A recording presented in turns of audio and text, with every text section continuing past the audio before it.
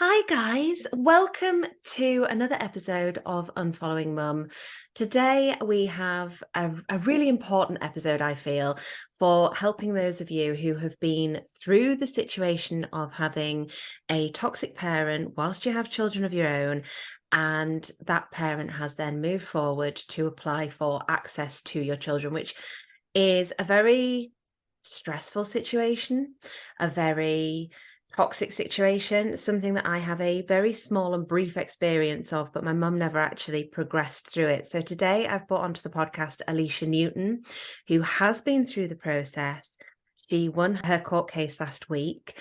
And yeah, she's going to chat to us about the process and give some reality to the experience.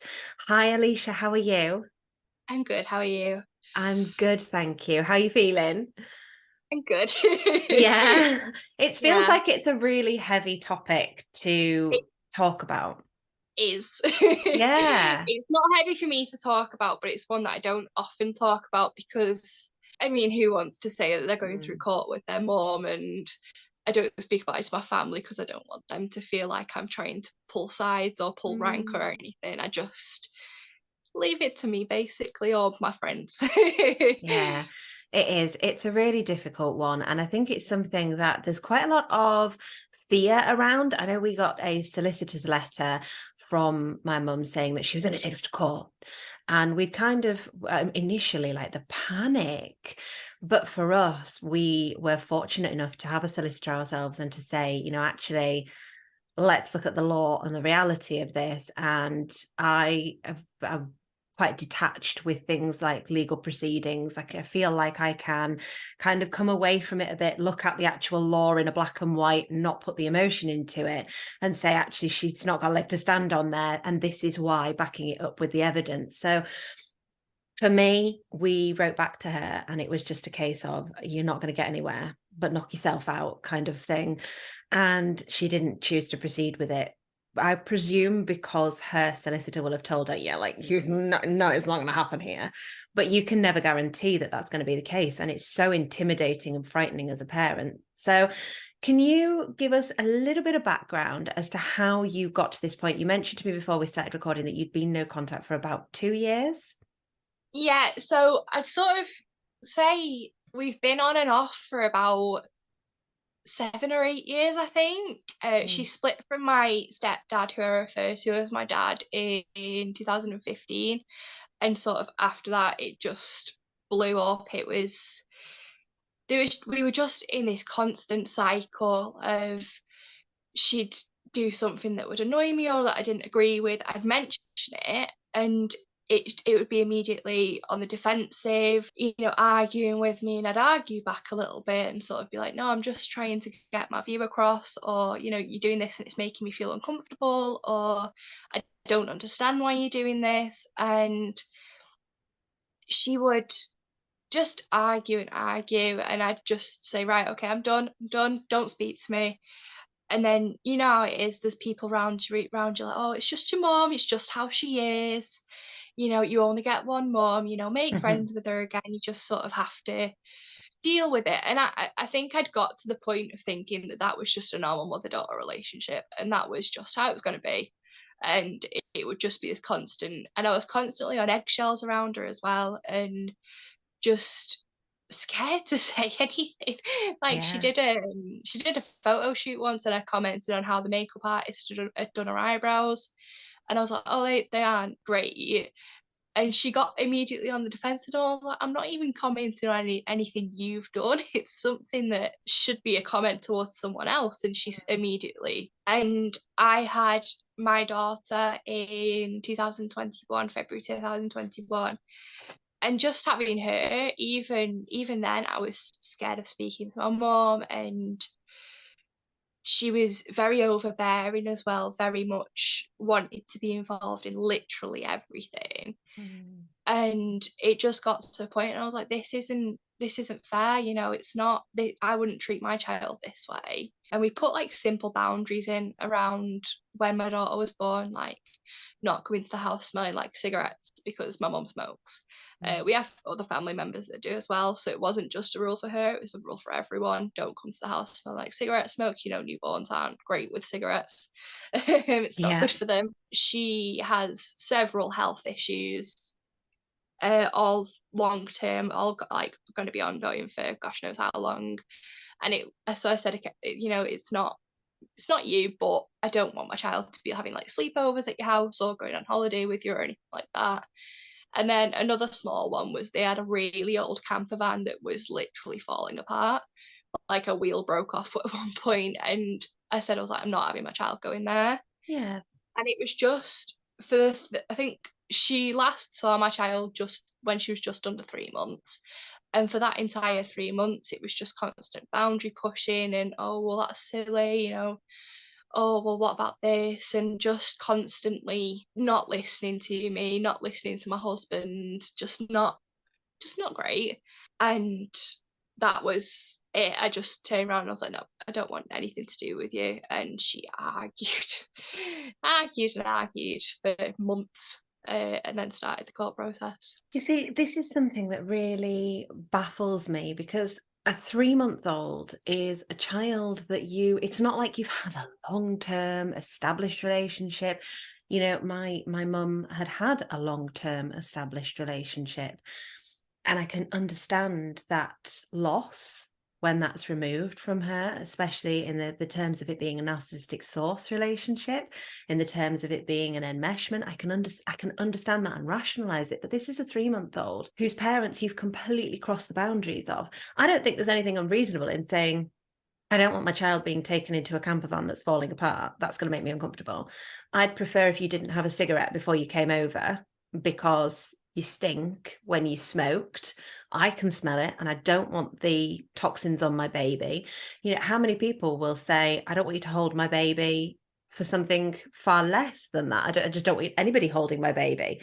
And that again is something that people might have a bit of a, oh, come on, but mostly in a healthy dynamic would respect and would say, okay, it's fine. And it just, the entitlement behind feeling that you have a right to access is something that's always baffled me when we talk about grandparents' rights. And I've often said to people, if you put it into a different perspective, you've got the same level of closeness as an aunt or an uncle. Can you imagine how weird it sounds if you said uncle rights? Like, Exactly. you don't have a right to someone else's child and to have access to someone else's child if that person feels that you are damaging or dangerous to that child. And it baffles me that people do. And I appreciate that people will say, oh, well, you know, they took the children away as a form of punishment. But if you've already had an established toxicity within the relationship, you've already had relentless boundary crossing, that's not a punishment, that's protection. That's it. She said to me many a time, "You're doing this as punishment." She said, "I've used my child as a weapon," you know, Mm. just all those types of things. And I'm like, no, I'm trying to protect her and protect myself as well. Like, it's just, Yeah. The mental health impact of dealing with somebody who feels so entitled that they can totally disregard your boundaries, totally disregard your feelings. I mean, when I think about my relationship with my kids, they will say to me sometimes, that's not very nice. And I will immediately sit with it. I might have to say to them, I need to calm down for a bit and think about this. But I will sit with it and work out, okay, was I being unfair there? How can I express my point of view in a way that they will understand that's age appropriate? And do I need to be accountable and apologize here? I certainly wouldn't mock them or tell them that they were just being dramatic or any of these things that we hear so often from toxic parents, because that doesn't serve anything. It doesn't build a relationship. It doesn't build a repair if I've made an error. And it it sounds very much like it wasn't you that was weaponizing the child. The child was a tool in which to get to you, and no child should be put in that position. So she started the court proceedings around a year ago, did you say? yeah. So So grandparents have, well, I think it's parents as well, actually. You have to attempt mediation before you can Mm-hmm. file court papers. So I did something called a MIAM, which is a mediation, information and assessment meeting. Mm-hmm. I'm glad I remembered to note that down because I would not have remembered. A MIAM. In March last year, we moved house just before all this started because I didn't want her to know where I lived either. Mm. And it was just after we moved here. I'm just going to And stop you there, Alicia, because anybody who says that they've physically moved house, like physically moved their home, their property to get away from a person, and so that that person doesn't know where they live, that tells you the severity of which you are trying to protect yourself from. This is something that baffles me, when people can't understand quite how in depth these toxic relationships can go and quite how damaging the mental health impact is. If you feel that you need to physically move home for your safety, that to me speaks volumes. Sorry, go ahead. it's all right. That's it. It was other things like our Yeah. old landlord was terrible, but it was one of the key reasons why we moved to the area that we did. We've moved about 30-40 minutes away from where we were. We're still in the same town, but Yeah. and I'd got scared of leaving the house because she did, on the day that I said I don't want to speak to her anymore, she did say, oh, well, I'll just come and pick your child up in the morning then and drop back off to you after a couple of hours. Because we were meant to be seeing each other that day. And I was just like, no, I'm done. I'm done. Because she was on Facebook commented about how she can't wait to have my daughter for sleepovers and this, that, and the other. And I was like, I'm done. You're still not listening to me. Why, why am I bothering so much? And it did get to the point where I was scared of leaving the house on my own because I didn't know whether she'd be sat around the corner. She's not a malicious woman in the way that I don't think she'd hurt me or my child, but it was just that fear that was very rational to me at the time, to be like, well, what if she's sat around the corner? What if she's, I'm not good at confrontation face to face at all. Mm. So thankfully for court, every single piece of contact we have had has been over messages. So whenever Okay. they've required evidence, I've just been like, yeah, here it is. Yeah. But yeah, and she knows that I'm not good at confrontation face to face. So I was like, well, what if she is round the corner waiting for me and I'm too scared to stand up for myself, which sounds silly when it does come to your child, but I was terrified of anything happening, so I wouldn't leave the house unless I was like with my husband, with my friends, or with my dad. Like it was just, and even if I did manage to sort of break through that anxiety and go into town centre or something out of the house for the day, I'd be looking over my shoulder and scanning the area just to double check that everything was okay. Like I said, I don't think she'd have been malicious or even approached me, but it was still that fear. Yeah. But yeah, so we moved here. She still doesn't know where we live. It's been marked on all the court papers as a red do not share type thing. Yeah. Is We that did something that you specifically asked for it to be? Yeah. yeah. I believe she got so she sent the court application off, and they got our address through the DWP. So it's not something we could have avoided, because that was another thing she kept messaging me, my husband, my grandma and my granddad and my dad, saying, where does she live? What's her address? Where have they moved to? And everyone had stood their ground and said, no, we're not telling you. She's requested us not to tell you. And that sent her even more annoyed, because she was like, I just want your address. I'm not going to turn up at your house. I'm not going to scare you like that. And I was like, well, what if you do? It was that, you can say all you want about, oh, I'm not going to do this, I'm not going to do that. And then she turned around, she was like, right, I want your address for court then. And I was like, well, no, Yeah. I don't legally have to give you my address, because I don't. But yeah, the DWP gave court our address. So we did the mediation, and that was, I think, the first time that I'd spoke to anyone about it in length that wasn't like my husband or my friends that had been with me along the journey. So it was quite hard to sort of recount all of the details and all of this, that, and the other. And by the end of the call, I was in tears, and she was like, right, okay, I'll give you some time to think, but I do need an answer from you about whether you want to do mediation or not. And I was just terrified because I knew that if I denied the mediation, it would have led straight to court.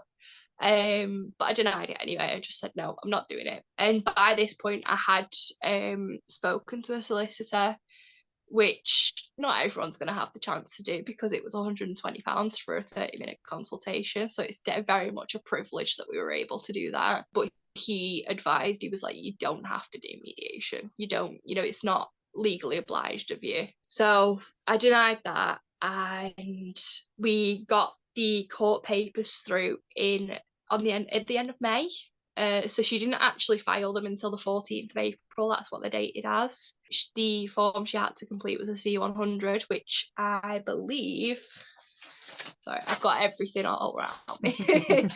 It's a application under Section 8 of the Children Act 1989 for a child arrangements, prohibited steps, specific issue order, or to vary a discharge and ask permission to make a Section 8 order. So basically, what divorced parents would do if they couldn't agree on like a contact order or something. It's very much, and it is all are surrounded by like divorced parents things. Like I got this through, and it says guide for separated parents, and I'm like, I'm not a separated parent, I'm still married. So, and all the information online that I could find was surrounding around parents, or say like if the mum and the dad had split up, it would be like the grandparents on the dad's side, how to keep in contact with your grandchild if your child has been denied contact with their child. And I'm like, there's none from like our perspective of the people that want to protect those children. Organisation called CAFCAS, which is the Children and Family Court Advisory and Support Service, have been heavily involved in this, as they would be with any child case. We got letters through from them. We had to have a call with them regarding safeguarding. So they spoke to me, my mum, and then my husband.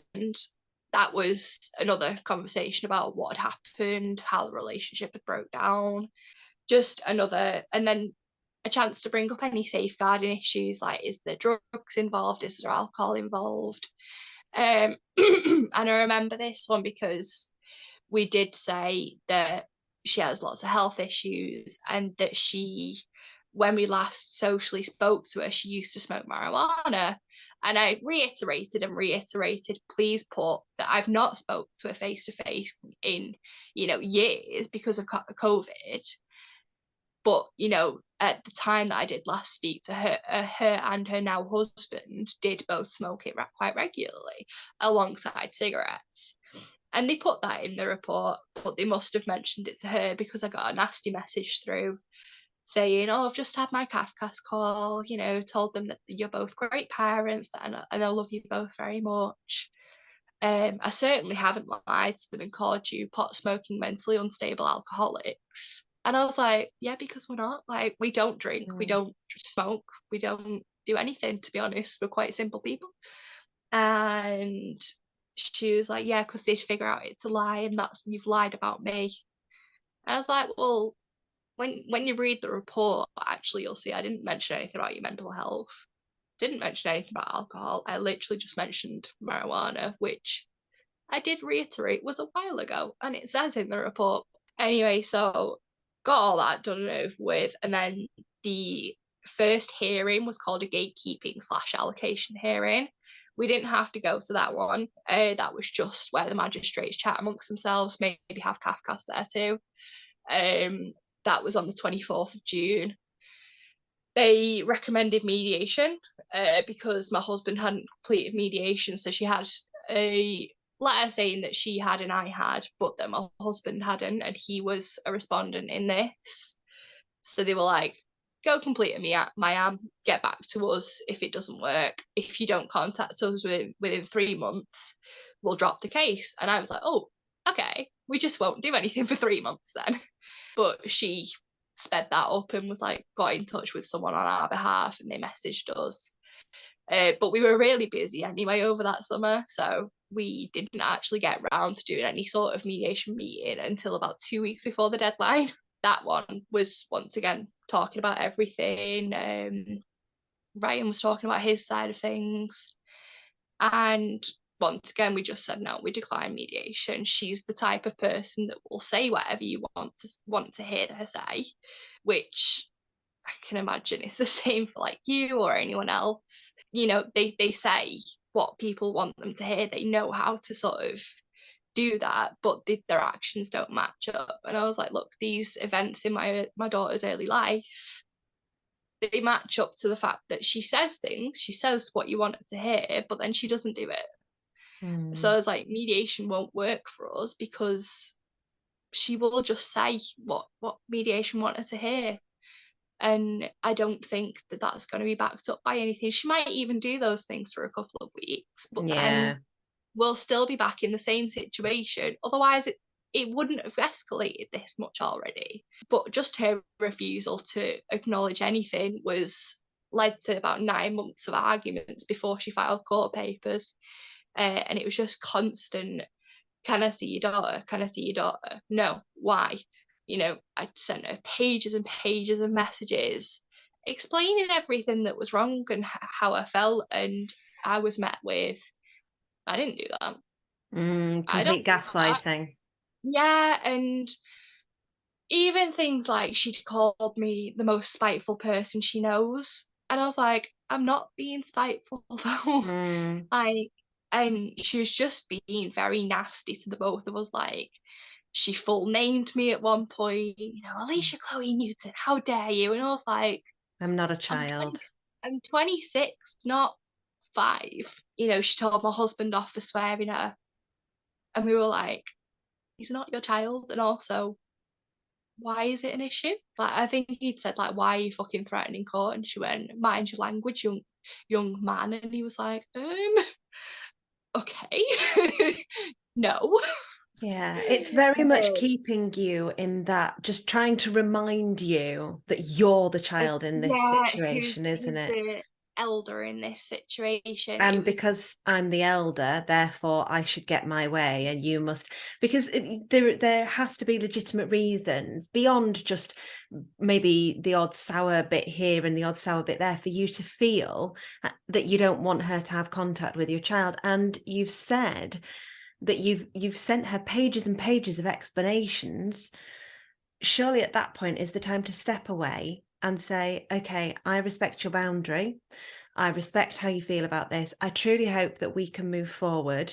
I'm deeply sorry for any way in which I've behaved that's hurt you. And I understand maybe you need a bit of time away to see my behavior reflect what I'm saying here. But I'm going to give you that space with all the love and respect.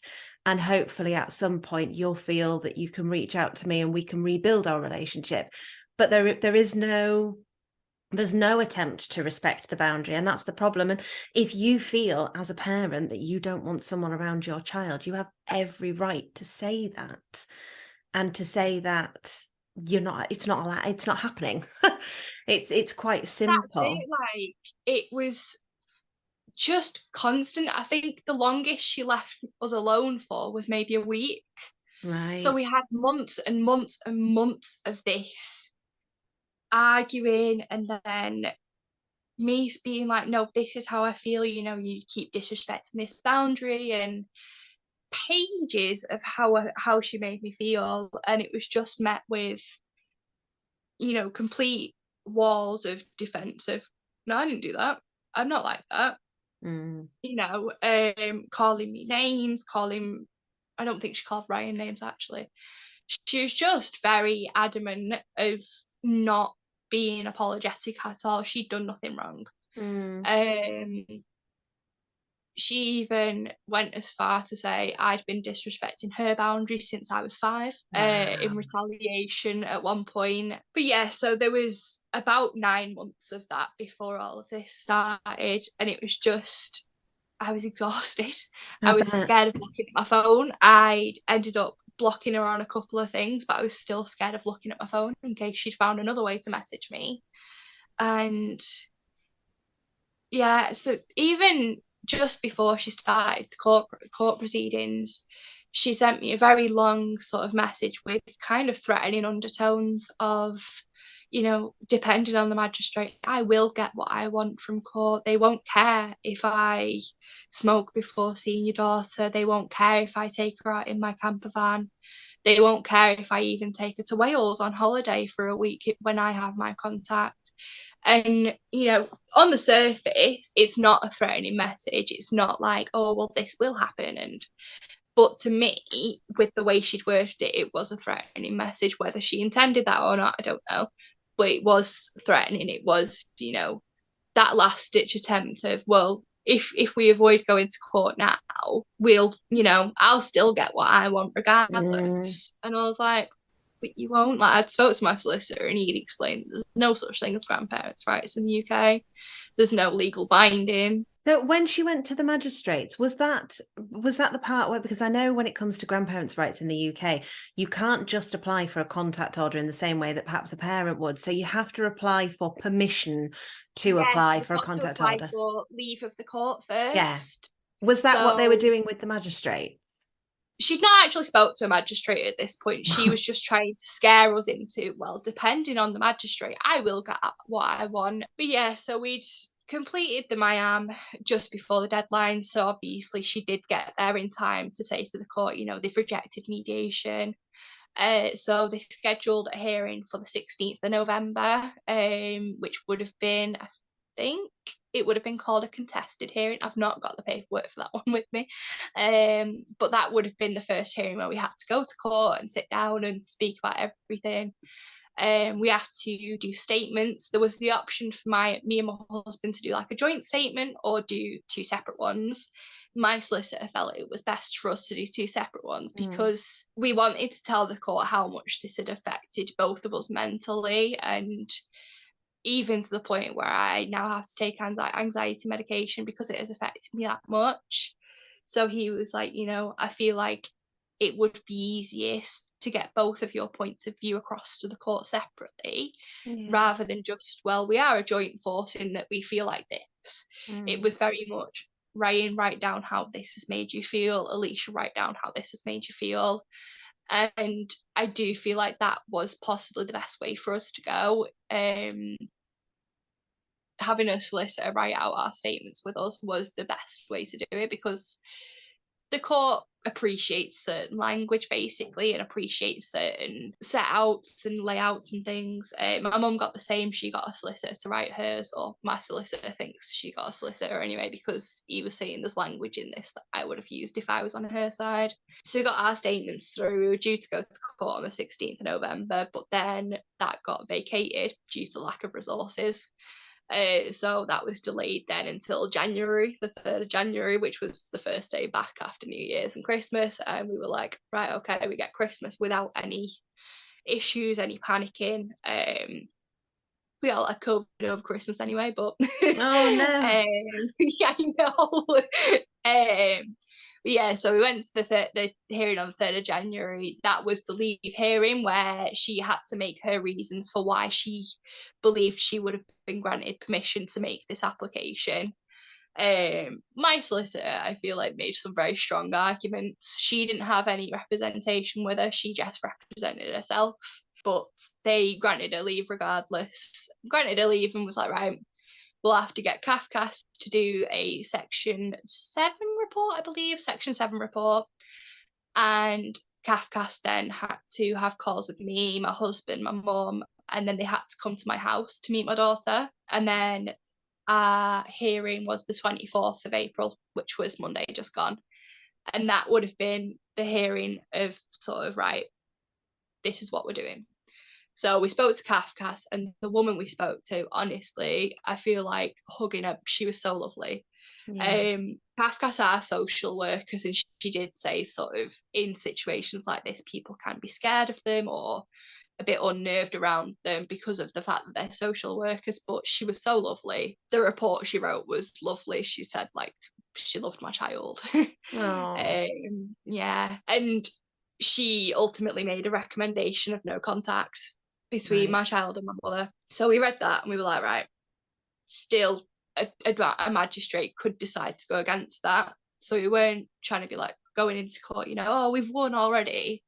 So we went to court on Monday just gone, and that was the opportunity for my mum to make counterpoints regarding the CAFCAS report.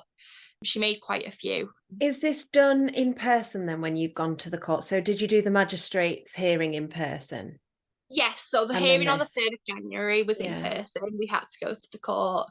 That must have been incredibly stressful for you to have not just yourself, and I'm assuming, did somebody else have baby with them at the time, Yes, or did baby come yeah, with you? my mother-in-law had baby for that day. Yeah. So that's great that you had someone else to be able to be there as well to look Yeah. after baby for you, because it must have been such an overwhelming situation to see her. And I know from my experience with my own mother, there's those looks that can be so triggering, even without them saying anything to you. Just there, sort of, for my mum, it's like a sort of smirk and a look down her nose, as if I've got one over on you. And it even just the look. It's Yeah. our triggers and our emotional processing starts way before we are verbal. We know this through psychology. So that's why those looks, those small little noises have such an impact on us. And to Yeah. have to sit in a court, that must have been incredibly stressful for you. And then knowing that you have this recommendation, but still then having to go to court and listen to all of her counterpoints, that must have been really Yeah. hard. Yeah, so the first hearing was quite hard because I'd not seen her in months. Mm, And I did have to make quite an effort not to look at her because I was like, I don't want to, get one of those looks. yeah. And yeah, so the second hearing, I was very much once again, I'm not gonna look at her. I'm not gonna look at her. But we were sat a bit closer this time because of where my solicitor wanted to sit. He wanted to sit, so we were looking at the magistrates rather than on an angle, Mm. just to bit easier to address them. But yeah, so we'd gone in with that recommendation, and we were both feeling a bit hopeful, but not 100%. And so she went through all her counterpoints, and some of them I was very much like, no. Magistrate was lovely. He very much reminded me of Judge Rinder. Oh, right. Yeah. He was very pointed and very much like, well, this is your option. And he, after all of her points, he was like, so have you read the entire report? And she was like, yeah, of course. And he was like, so have you seen that the last point is the recommendation of no contact then? And she was like, yeah. And he was like, because of who CAFCAS are, we have to bear weight on that. There's a lot of, it bears a lot of weight in court for a social worker to say, no contact. Mm. So he was like, whilst you are making all these counterpoints and things, I do still have to hold in high regards that a CAFCAS officer has met your daughter, met your granddaughter, seen messages between yourselves, and still gone, no. So she didn't seem pleased with that anyway. So he explained to her two options, and she didn't have representation for this hearing either. Her two options were her last legal option would have been a contested hearing, which would be a long day at court because both these previous hearings have been less than 2 hours. The leave hearing I think was about 90 minutes, and the hearing on Monday was just under an hour. So you said your two options are, here's your last legal option, a contested hearing, which would be a long day. We'd have to get CAFCAS to come in, which would be the same CAFCAS officer that completed your report. Which it's hard to get CAFCAS into court, so it could be months down the line, maybe even a year. There's no specific timeline to it. It depends on their availability, and it would be an opportunity for her to pose questions to CAFCAS on what had been put in the report, and then pose questions to us, and we'd have the opportunity to pose questions to CAFCAS and her at the same time. But he just didn't paint it in a very good light. He was basically saying, but CAFCAS will still be there, and CAFCAS have still made this recommendation of no contact. So it's not a guarantee that you'll get any contact. It's just that last little opportunity for you to have that chance to try. And he even said, he was like, I personally think this is the more mature option. As you're the applicant, you can withdraw your application at any time So your second option is to withdraw your application and hope that your daughter would want to rebuild your relationship. He didn't mention anything about her seeing my child. Right. He just said hope that your daughter would want to rebuild your relationship and then see how it goes. In So other we just, words, you're being a bit of a twat. Knock it off. yeah, Yeah. not, yeah, just met very much, well, your daughter's the one that you need to rebuild the relationship Yeah. with, because she kept saying, oh, well, I can have contact with my child at various family members' house, all of which I've spoke to, and they've said, no, we won't. So first of all, and then obviously there's the option of like contact centres and mediation centres. And she was like, well, they wouldn't have to have a relationship with me. They could just drop the child off there, leave, and then I can come in. They wouldn't have to see me. They wouldn't have to have any sort of relationship with me. So that should ease my daughter's anxieties. And I was like, well, no, my anxieties aren't about seeing you or having a relationship with you. It's about you having a relationship with my daughter and having that toxic relationship in her life. She's got so many family members that could fill the grandparent role. We've got my mother-in-law, my dad, even like family members, their mums absolutely love my daughter, friends, other extended family members. She's got so many people that love her that this grandmotherly love isn't anything different. There's something quite, no, I'm going to say it. There's something quite insidious about demanding a relationship with a child that you don't know, have not had a relationship with, purely for what?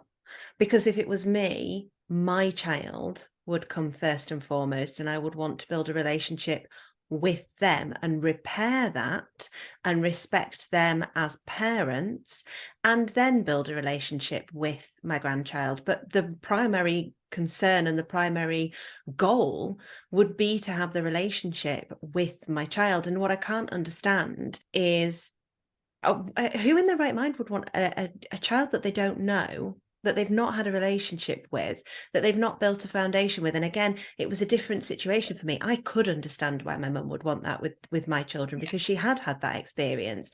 I also understand that her motivations were narcissistic sources and a sense of control around me and a sense of emotional abuse and someone to feed those needs that she has. But I could say, okay, yeah, no, there was a relationship here. And I can see where she's coming from, that she's sad that she no longer has that. I don't think that that's right for the children, and that's the primary goal. But equally, why would you ever want a child to have to go to a contact centre unless it was entirely necessary for that child to see somebody, and not just on your basis of a want for, I want to show off as a good grandma? That's it. The funny thing is, she went through the same with my biological dad when I was a child. She stopped contact with him. She stopped contact with his mother. So I didn't see him or my grandma on that side for a while. They had to go through court. But because he was my biological father and on the birth certificate, he got granted contact, which did start in a contact centre. Yeah. Because she refused to be in the same room as him.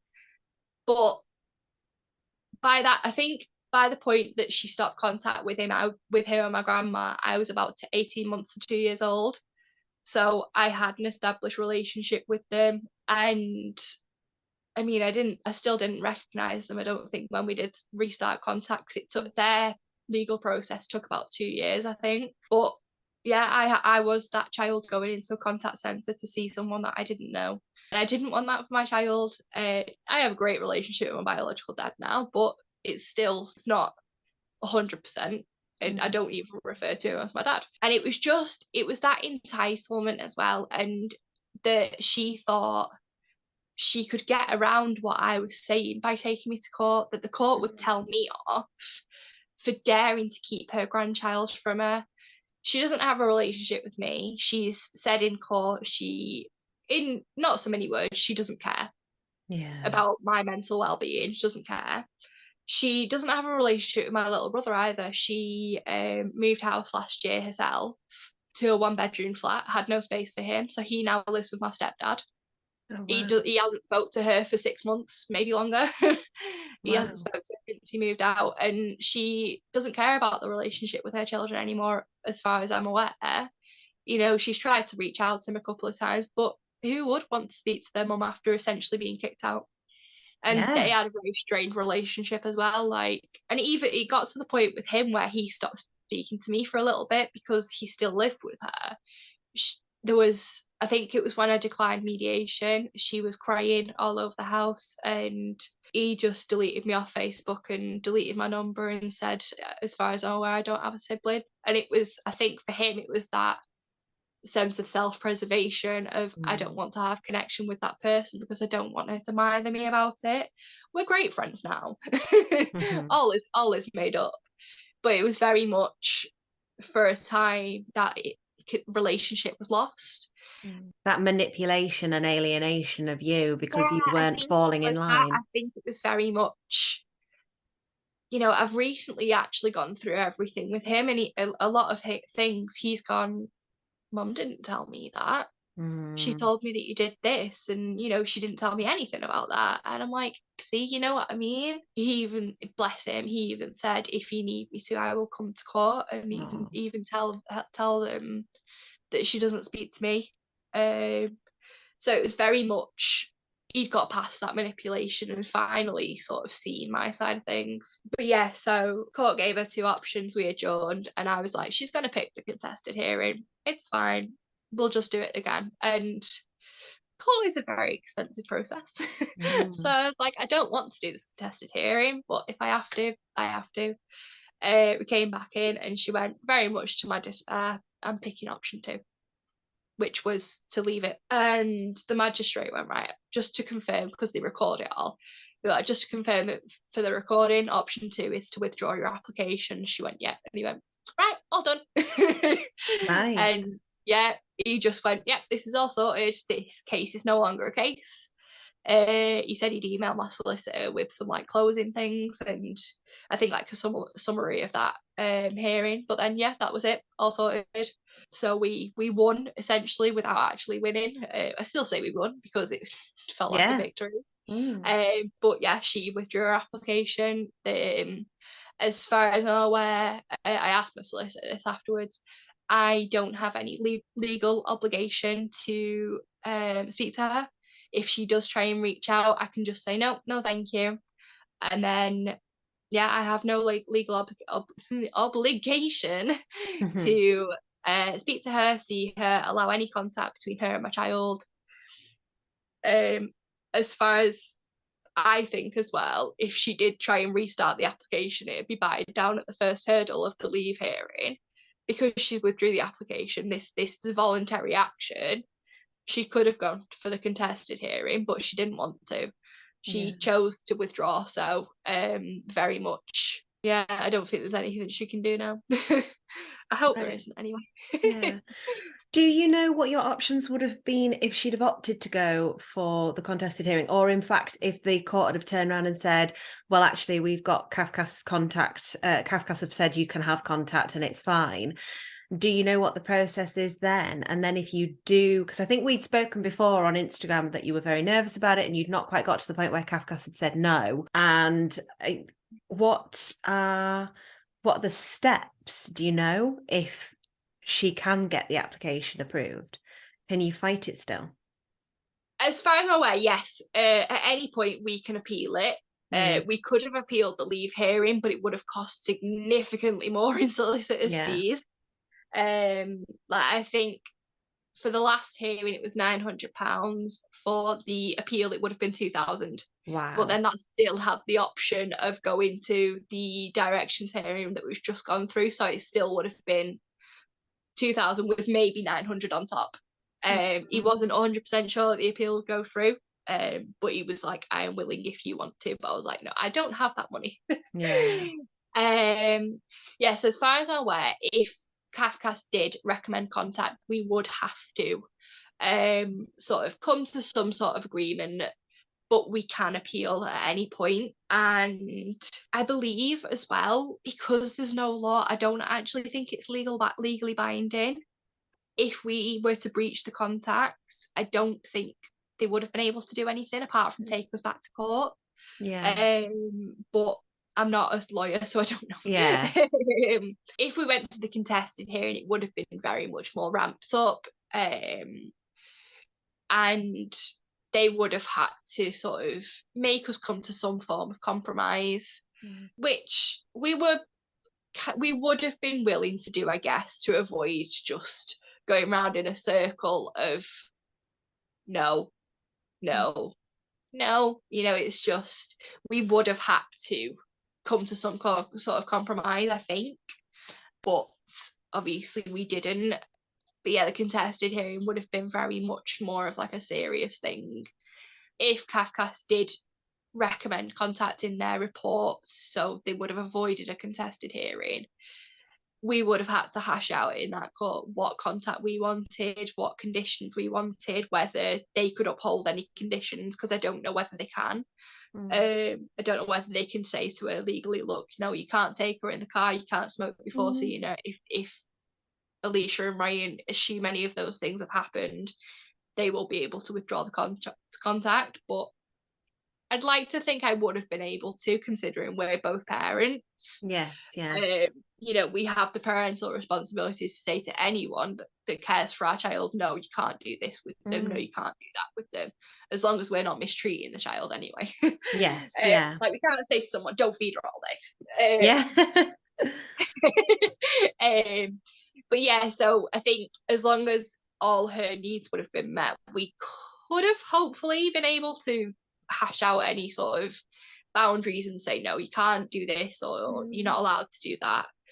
But I'm not 100% sure on that. Yeah, it's a really difficult one, isn't it? Because obviously for yourself, you've got the result that was necessary for you, and you've got the result that you were hoping for. I think in an ideal world, it would never have got to this point. And my understanding is, while it's not uncommon for grandparents to be granted leave to petition the court, it's actually quite uncommon for grandparents to win their case unless there is some really serious reason in which, for example, the parents perhaps had problems with alcohol abuse, or the parent is perhaps posing a danger themselves to the child, or they've separated from the other parent. There has to be a very specific and proven, documented reason for the grandparent then to be given the right to access to the child. Yeah, as far as I'm aware, I'm in a couple of groups on Facebook about things like this, and I've seen in some cases, even with children like similar age to yours, where grandparents have gone to court, they've only been granted like Zoom calls once a week, regardless of the fact that they had an established relationship. If, once they're over a certain age, they do speak to the children and ask what they want. Obviously, my daughter's 2, so she doesn't have that cognitive ability yet. But they do speak to the children and ask what they want. So your children would have, example, been able to say, no, I don't want to see my grandma, or yeah, I would like to see her, but maybe not too much. Yeah. So maybe they would have been able to hopefully have that bit of control. But yeah, I've seen quite a lot of cases of, well, they did get granted some sort of contact, but it wasn't much. It was Zoom calls or an hour of contact, and it wasn't to be upped or anything like that. Like my solicitor did, he was quite good in managing expectations, and he did say they're probably going to grant leave, because the not so much problem is that a lot of magistrates are of that grandparent age. Yeah. They were all very sort of, you could tell that they had grandchildren, or they were of the age to have grandchildren, and he was like, that kind of bad, but it does feed into their decisions. But this court on Monday were a lot sort of, regardless of whether they were grandparent age or not, they were a lot more sort of lenient towards our case.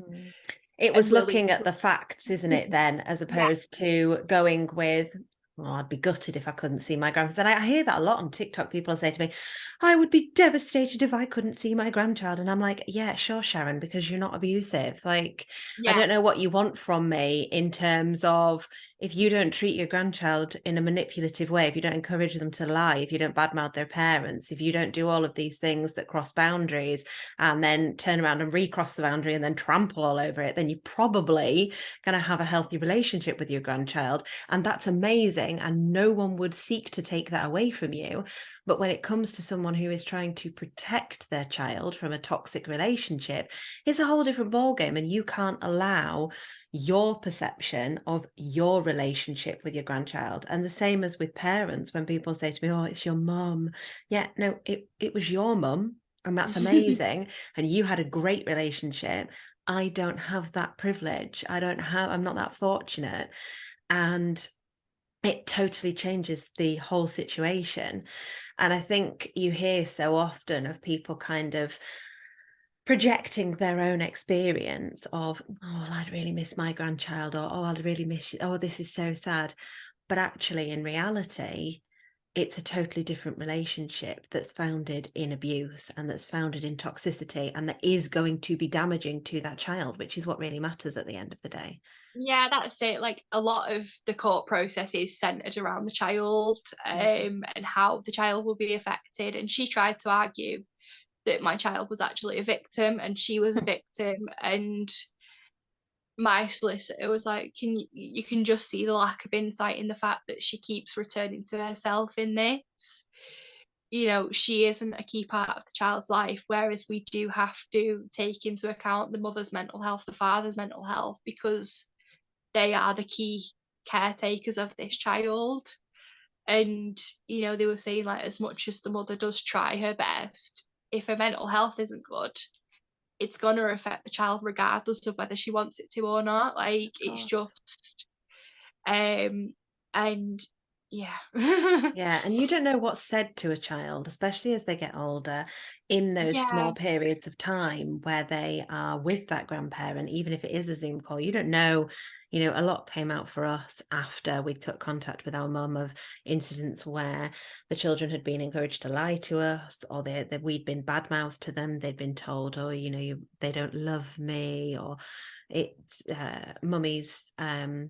mummy's a bad person to me, this kind of thing. You don't know what's said to your child. And that's not something that we've been very careful not to badmouth, to simply say that her behavior was hurting and was not acceptable. And my oldest has got a bit more information than that because he is of an age where he can understand it and he asks more questions, and that's great, that we can have that open, honest conversation with him and he can share his experiences and his feelings with us.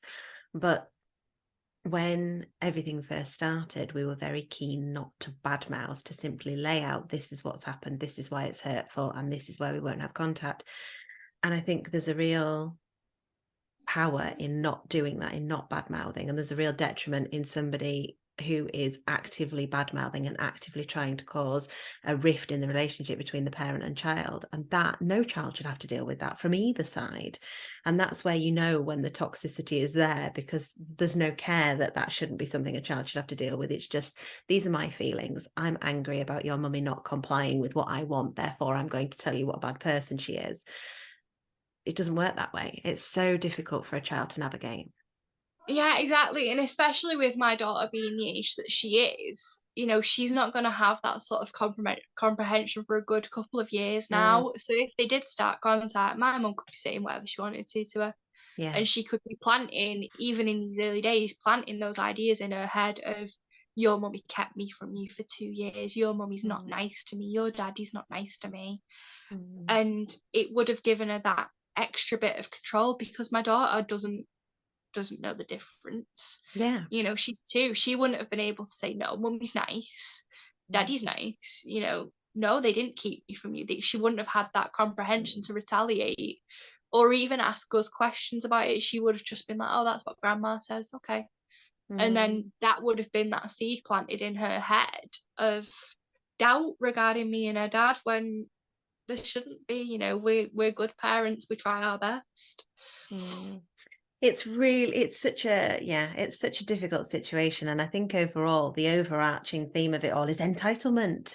It's that Yeah. entitlement to another human being, an entitlement to disregard one who isn't being compliant with you in favor of jumping onto a child who you can now go on to manipulate. I often think there's a lot to be said for people who will target younger individuals, be they children or be they younger people, because you know you can manipulate them. You know that it's Yeah. a fresh source of a fresh source for you, whereas your child's Yeah. perhaps wised up to it and gone, this isn't going to work for me, we're cutting contact. A younger child is not going to do that, and it's just an opportunity to restart the process of emotional abuse. And as parents, it's our job to say that ain't gonna happen. Yeah, that's it. It's our job to break the cycle and go, no, no, Yes. I'm done. I'm done with that. I don't want to do that anymore.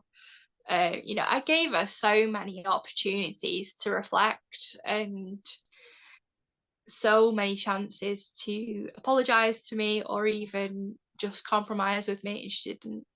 The one time she did apologize to me, my husband asked for an apology on my behalf. She then messaged my stepdad asking why I was so angry. And he said to me, he was like, "Can I tell her?" And I was like, "No, I've told her. She's got pages and pages of messages from me."